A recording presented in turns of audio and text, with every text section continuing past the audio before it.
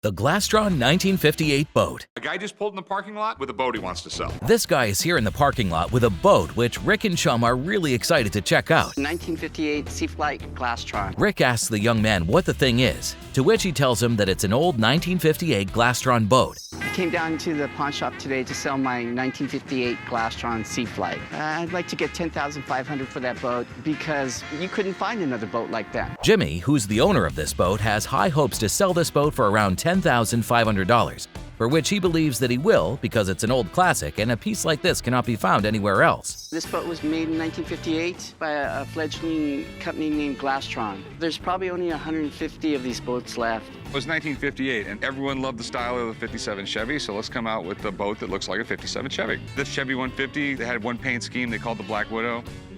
Normally, I don't buy boats, but this thing is cool. It looks just like the 57 Chevy I got for the old man's birthday. It's definitely tempting because it's an iconic look. Rick asks Jimmy a little about the boat. He asks about the history of the boats, and Jimmy tells him that it's a unique piece because there are only 150 of similar boats left. Anything they could make rocket-like was cool at the time. This thing's supersonic? No, it's not supersonic.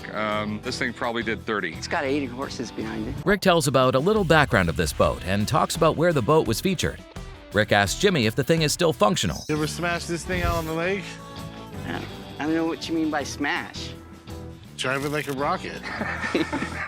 This Glastron boat is awesome, but boats are tough to sell. Chum cracks a joke asking if the boat runs like a rocket in the lake.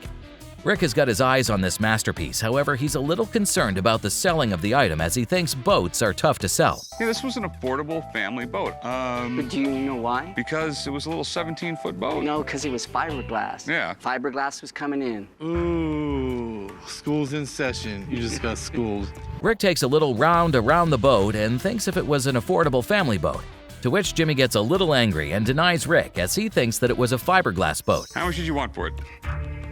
10.5. Rick frowns at Jimmy's answer, but he still asks him what he wants to do with it and how much he wants. We have a terrible paint job. It doesn't have the original motor. Things get a bit tight between the two parties when Jimmy tells Rick about his desired price. Rick disagrees because of certain facts. Just the styling, and can you even find one? But it's still all about making money, and there's no money here for me. I mean, I wish I could do something. It's just, I don't even want to make you an offer. He was basically insulting me with the paint thing, the petty stuff. This guy doesn't know. However, Jimmy doesn't agree with Rick and still considers the boat as unique. The deal couldn't get closed on any offer, and Jimmy walks off. The picture of Mary and Abraham Lincoln. I'd like to sell a picture of Mary and Abraham Lincoln. This young man walks into the pawn shop with a picture of Mary and Abraham Lincoln in his hand, hoping to make a good deal out of it. I'm here to sell my 1863 photo of Mary and Abraham Lincoln. It substantiated the importance of the collection because it had Mary and Abraham Lincoln together. Mark, who's the owner of this picture, tells why he wants to sell the picture. It's an ambrotype. You know what that means? They would have hooks on the wall that would go around like that. You'd have to push your head into them for at least 5 seconds. Rick looks at the picture and gives his opinion on it. He thinks that the picture is an ambrotype, which was the kind of picture used back then. They were going to get married in 1840 when he was in the state legislature in Illinois. But they was like, no, you be spending too much, girl. I don't know where you get your history. They postponed the marriage until his law firm took off. Rick and Chum both exchanged their opinions on Abraham Lincoln and his wife, talking about their marriage. I bought it from a collector who sold me a collection of 11 photographs, and I painstakingly was able to identify every single one of them. And no documentation, anything like that? Nothing at all. I feel it's 1 in a million, so I'm asking $1 million. Whoa. I can call someone and take a look at it. Rick asks Mark where he got the item and also asks him how much he wants for the product. Mark tells Rick that he is aiming to get $1 million for this. I don't know of another photo of Abraham and Mary Todd Lincoln together. So if it is real, it's probably the only one in existence. It's supposed to be Abraham Lincoln and Mary Todd Lincoln. I have my doubts. Rick calls in an expert to have a look at the item to see if it has got what it takes to be worth $1 million, as per Mark's words. Abraham Lincoln was a very distinctive looking individual. You have to look at everything in the photograph, from what they're wearing to what type of picture it is. The issue with this guy being Abraham Lincoln, you can see that his nose is a little bit different, his eyes are a little bit different. Maureen, who's the photo detective, thinks the photo does have some historical background. However, she doesn't think it's an actual photograph of Abraham Lincoln and his wife. He had a nose that was crooked, and he definitely has one in this photo as well. I have to admit, I know why you think this is Abraham Lincoln. There's another thing we can look at. Facial comparison software. So it actually lays one face on top of the other. I use a caliper, and I check the eyes, and they're a match. This woman has sort of a different eyebrows. I feel I'm an expert. I look for other things besides just face. So do I. It's your career. You have a right to discredit yourself. I've been doing this for a really long time. Okay. And a lot of people come to me saying that they have... They'll be coming to me in 10 years. And you would like it to be worth $1 million. And all I'm saying is it's my opinion that it's not Abraham Lincoln. Someone's making a mistake. Things are heated up between the expert and the seller because both have their own opinions on the picture. And it even got clarified when Maureen pulled out a facial recognition software to check the authenticity of the item. Yeah, no, it didn't sell today. That's not a big deal. It will stay in the collection. In this case, I never got past first base. Rick seemed to be agreeing with what Maureen said, considering her right. The deal couldn't get closed, and Mark leaves the shop. Bronze Pegasus statue. I have a bronze statue I'd like to sell. Do you know much about it? I don't know what to tell you about that. This customer has brought a bronze Pegasus statue in the shop, which he has plans to sell. Perseus was the mythological figure that killed Medusa. Rick talks a little about the history of the statue. He asks the customer about it as well. It was made in 1888 by the French sculptor Émile Picard. If this is a genuine Picard, we're talking thousands of dollars. The customer thinks the item is valuable because it was made by a famous French sculptor, Émile Picard. What doesn't look right is there's some pitting right here. And that crack right there is from when they casted it. It didn't happen later. You see this? It says Made in USA below it. This was not made in 1888. However, Rick is a little concerned about the cracks on the statue and also claims that the item was not made in 1888. What you've seen and what you can prove is two different stories. I don't care what you tell me, but I know you're full of You know, it's all right, Antoine. I got it. That's just what I see. The customer gets real angry at Rick, telling him he doesn't care what he thinks and leaves the store.